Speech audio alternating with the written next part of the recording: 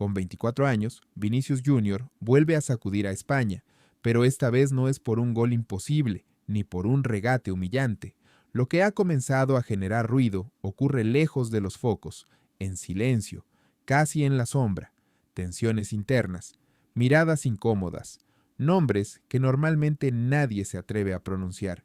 Personas cercanas aseguran que en los últimos meses Vinicius ha cambiado, observa más, confía menos, se pregunta quién está realmente de su lado y quién solo celebra cuando brilla. Viejos rivales reaparecen, nuevas figuras emergen, incluso dentro de su propio entorno, la relación ya no es la misma. La lista existe, no es larga, pero es peligrosa. ¿Por qué ahora? ¿Por qué en un momento en el que su carrera parece imparable? La respuesta va más allá del fútbol. Tiene que ver con respeto, con percepción, con la manera en que se construyen los relatos en torno a una estrella que nunca encajó del todo en el molde, porque Vinicius no solo lucha contra defensores, lucha contra etiquetas, contra narrativas que otros han creado sobre él y contra personas que, de una forma u otra, marcaron su camino en España. Y es aquí donde todo empieza a cobrar sentido. 5 nombres, 5 historias, 5 tensiones que revelan el precio real de estar en la cima. ¿Quiénes son? Empezamos con el número 5. Número 5. Lamine. Yamal. Cuando Vinicius Junior empezó a notar que su nombre ya no ocupaba en solitario todas las portadas, comprendió que algo estaba cambiando. No fue tras una derrota ni después de un mal partido. Fue en silencio, en la manera en que las cámaras giraban, en cómo los titulares comenzaban a construir un nuevo relato. Lamine Yamal, joven, despreocupado, presentado como el rostro limpio del futuro. Personas del entorno aseguran que al principio Vinicius no le dio importancia. Había vivido demasiadas tormentas como para sentirse amenazado por un adolescente, pero con cada clásico, con cada comparación disfrazada de elogio, la tensión empezó a crecer. No en público, nunca en público. Todo ocurrió lejos de los micrófonos. Testigos recuerdan un momento concreto tras un partido de máxima tensión. Vinicius pasó por zona mixta sin detenerse. El foco estaba en Yamal. Sonrisas, titulares amables, palabras suaves. Para Vinicius, aquello no fue casualidad, fue un contraste brutal. Él siempre bajo sospecha, el otro protegido por la narrativa. Los medios comenzaron a dibujar dos perfiles opuestos, uno provocador, emocional, incómodo, el otro joven, educado, fácil de querer. Según fuentes cercanas, esa comparación tocó una fibra sensible, no por celos deportivos, sino por una sensación antigua, la de no recibir nunca el mismo margen de error. El punto de quiebre llegó cuando un comentarista lo dijo en voz alta. Yamal representaba el talento que no genera problemas. Para Vinicius, esa frase no fue inocente, fue un juicio, una línea que separaba a los que encajan de los que deben justificarse siempre. Desde entonces, algo cambió. Vinicius se volvió más frío fuera del campo, más intenso dentro. La rivalidad nunca se declaró oficialmente. No hubo acusaciones, no hubo gestos explícitos, pero el conflicto quedó ahí, latente. 2 generaciones, 2 símbolos y una tensión silenciosa que expone cómo el fútbol moderno elige a sus héroes. Número 4. Gavi. Si con otros la tensión se mueve en silencio, con Gavi todo es directo, visible, incómodo. Desde el primer choque, la relación con Vinicius Junior nunca fue neutral. Demasiada energía, demasiado carácter, 2 formas opuestas de entender el fútbol y el respeto dentro del campo. Insiders del vestuario describen a Gavi como alguien que no negocia un centímetro, presiona, provoca, entra fuerte y habla aún más fuerte. Para Vinicius, acostumbrado a ser el objetivo principal de faltas y miradas, cada enfrentamiento con Gavi se convirtió en una batalla personal, no por calidad, sino por orgullo. Testigos recuerdan varios clásicos donde la chispa apareció temprano, empujones sin balón, palabras al oído, gestos que no siempre captaron las cámaras. Mientras Vinicius intentaba desbordar, Gavi buscaba desestabilizar, no solo cortar el juego, romper el ritmo, sacarlo de partido. Según personas cercanas, lo que más molestaba a Vinicius no era la dureza, sino la permisividad, faltas pequeñas, provocaciones constantes y una sensación repetida de impunidad. Cada protesta suya era amplificada, cada exceso del rival relativizado. Esa desigualdad, dicen, fue acumulando tensión partido tras partido. El momento más delicado llegó tras un cruce especialmente tenso, cuando ambos tuvieron que ser separados por compañeros.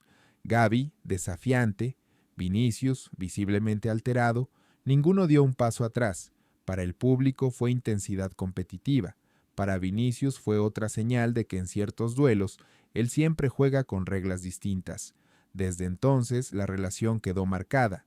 No hay insultos públicos, no hay declaraciones incendiarias, pero cada vez que se cruzan, el ambiente se carga, porque no es solo un duelo deportivo, es el choque entre dos mentalidades, dos escudos y una rivalidad que nunca necesitó palabras para hacerse evidente. Número 3. Pau Cubarsí. Con Pau Cubarsí, el conflicto no nació del ruido, sino de la sorpresa.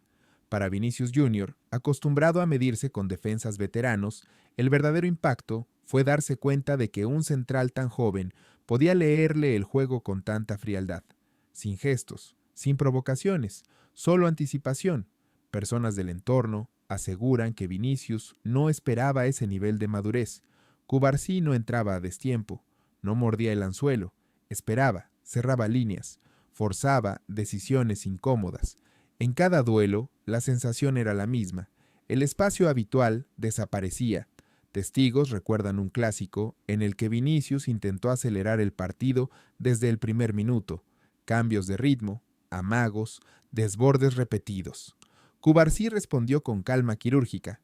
Un paso atrás, un giro de cuerpo, un corte limpio, sin falta, sin espectáculo. Para Vinicius, aquello fue desconcertante. Según insiders, lo que más le incomodó no fue ser frenado, sino la narrativa posterior. El foco no estaba en su esfuerzo ni en su insistencia, sino en el joven defensor que lo había controlado. Otra vez, el relato se construía alrededor de alguien más. Otra vez, la comparación implícita. El momento de mayor tensión llegó tras una acción aparentemente trivial, un cruce al borde del área. Vinicius reclamó falta. Cubarsí ni siquiera lo miró, se levantó y siguió jugando. Ese gesto, mínimo, tuvo más peso que cualquier provocación. Fue la confirmación de que el respeto no se concede, se impone. Desde entonces, cada enfrentamiento entre ambos se vive con una intensidad distinta. No hay insultos, no hay gestos excesivos, solo concentración absoluta, porque cuando el silencio se convierte en desafío, el duelo deja de ser visible, pero no por eso menos profundo. Número 2. Xavi Alonso. Con Xavi Alonso, el conflicto nunca fue personal, y precisamente por eso resultó más incómodo. Para Vinicius Jr., enfrentarse a entrenadores forma parte del juego, pero con Alonso la sensación era distinta. No había gestos, no había declaraciones, solo un plan perfectamente diseñado para apagarlo. Fuentes cercanas al vestuario aseguran que Vinicius empezó a notar el patrón muy pronto. Cada vez que se medía a un equipo dirigido por Alonso, el espacio en la banda izquierda desaparecía. Doble marca, coberturas constantes, ayudas milimétricas. No era una persecución visible, era una jaula táctica. Testigos recuerdan partidos en los que Vinicius tocaba el balón menos de lo habitual, no por falta de iniciativa, sino porque cada recepción estaba condicionada. Alonso no buscaba provocarlo, buscaba neutralizarlo, quitarle oxígeno, obligarle a jugar lejos de donde duele. Según insiders, eso fue lo que más frustró a Vinicius. No podía señalar a nadie. No había un rival concreto al que responder. El adversario era un sistema, una mente fría que entendía que, si Vinicius se sentía irrelevante durante varios minutos, el impacto emocional sería mayor que cualquier falta dura. El punto de inflexión llegó tras un encuentro especialmente cerrado. Vinicius salió del campo visiblemente molesto, no con el árbitro, no con un defensor, con la sensación de haber sido borrado del partido sin escándalo, sin ruido, sin excusas. Desde entonces, cada cruce con un equipo de Xavi Alonso se vive como un desafío silencioso.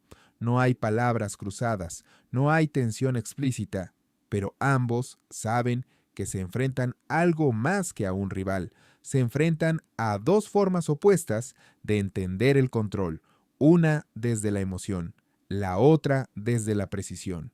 Número 1. Dani Carvajal. El conflicto más delicado de Vinicius Jr. no nació frente a un escudo rival, nació dentro, en el mismo vestuario, con alguien que en teoría debía estar de su lado. Dani Carvajal, capitán, voz respetada, símbolo de la vieja guardia del Real Madrid. Personas cercanas al club aseguran que la relación nunca fue sencilla. Carvajal representa la disciplina, el sacrificio silencioso, el respeto absoluto por el orden. Vinicius, en cambio, encarna la emoción, la improvisación, el desborde constante, dos visiones opuestas de lo que significa competir al máximo nivel. Testigos recuerdan varios partidos en los que las discusiones no se escondieron, reproches por una mala elección, gestos de frustración tras una pérdida, miradas que duraban más de lo necesario, nada explosivo, pero todo acumulativo. Cada pequeño choque dejaba huella. Según insiders del vestuario, el punto más tenso llegó tras un encuentro clave, cuando Carvajal cuestionó una decisión de Vinicius en un momento crítico. No fue un grito, fue peor, una frase seca, directa, delante de otros compañeros. Para Vinicius, aquello no fue una corrección futbolística, fue una línea cruzada. Desde ese día, algo se quebró. La confianza ya no era automática. El diálogo se volvió funcional, frío. En el campo seguían luchando por el mismo escudo, pero la conexión se había erosionado, porque cuando la presión viene desde dentro, no hay provocación externa que duela más. La paradoja es brutal. Mientras Vinicius enfrentaba a defensores, entrenadores y narrativas hostiles, su mayor tensión surgía del lugar que debía ser refugio, el vestuario. Y ahí reside la verdad más incómoda de su historia en España. A veces el enemigo no está enfrente, está a tu lado. La verdadera revelación no llegó con un nombre nuevo, sino con una certeza incómoda. Con el paso del tiempo, Vinicius Jr. entendió que ninguno de estos choques era aislado. No se trataba solo de jóvenes que emergen, de rivales intensos o de entrenadores meticulosos. Era un patrón, una acumulación silenciosa de tensiones que lo fueron moldeando, endureciendo, alejándolo del jugador despreocupado que llegó a España. Insiders aseguran que hubo un momento clave, lejos de los estadios, en el que Vinicius lo verbalizó por primera vez, no con rabia, con cansancio. Dijo que sentirse constantemente observado, cuestionado o comparado no desgasta de golpe sino poco a poco, como una gota constante. Ese fue el verdadero giro, la comprensión de que la presión no siempre viene del enemigo evidente, sino del contexto que te rodea. A partir de ahí, algo cambió. Vinicius dejó de buscar aprobación. Se volvió más selectivo con sus gestos, más calculador con sus reacciones. En el campo, su fútbol ganó determinación. Fuera de él, su círculo se cerró. Las tensiones no desaparecieron, pero dejaron de definirlo. Pasaron a ser parte del precio. El efecto fue doble. Por un lado, su figura se volvió aún más polarizante. Para algunos, un símbolo de resistencia. Para otros, una figura incómoda que nunca encajó del todo. Por otro, su impacto deportivo creció, porque cuando un jugador aprende a convivir con el ruido, el silencio deja de asustar. Hoy, Vinicius sigue en el centro del debate, no como víctima ni como villano, sino como reflejo de un fútbol que exige talento, pero también piel dura. Su historia no habla solo de rivalidades, habla del coste emocional de brillar bajo una lupa permanente. Y quizá esa sea la conclusión más dura. El éxito no siempre trae calma, a veces trae soledad, porque el camino a la cima, como demuestra este recorrido, suele proyectar más sombras de las que el público imagina.